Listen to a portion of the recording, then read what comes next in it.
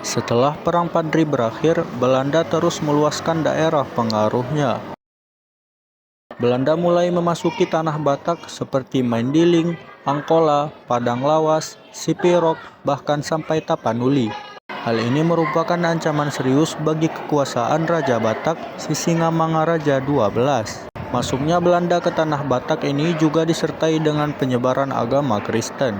Penyebaran agama Kristen ini ditentang oleh Sisingamangaraja XII.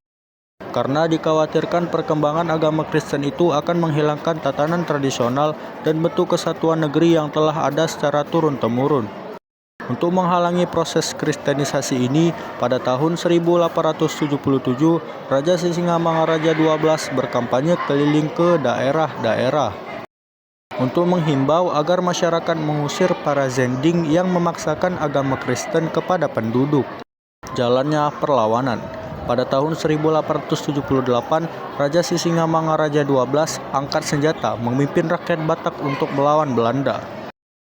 Pertempuran pertama terjadi di Bahal Batu. Sisingamangaraja XII dengan pasukannya berusaha memberikan perlawanan sekuat tenaga.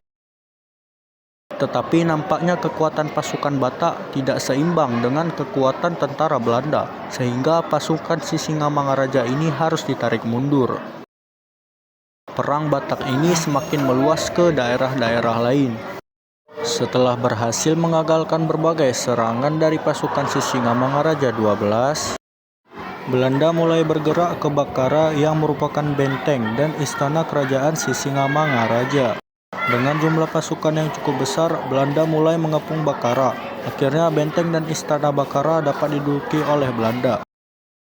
Sisingamangaraja dan sisa pasukannya berhasil meloloskan diri dan menyingkir ke daerah Paringan di bagian selatan Danau Toba, lantas ke Lintung, Tambunan, Lagu Boti, dan terus ke Bali. Dengan kekuatan pasukannya, Belanda dapat menguasai tempat-tempat itu semua, sehingga semua daerah di sekitar Danau Toba sudah dikuasai oleh Belanda. Pada tanggal 17 Juni 1907, pasukan Belanda dikerahkan untuk menangkap Sisingamangaraja XII di pos pertahanannya di Aik Sibulbulon di daerah Dairi.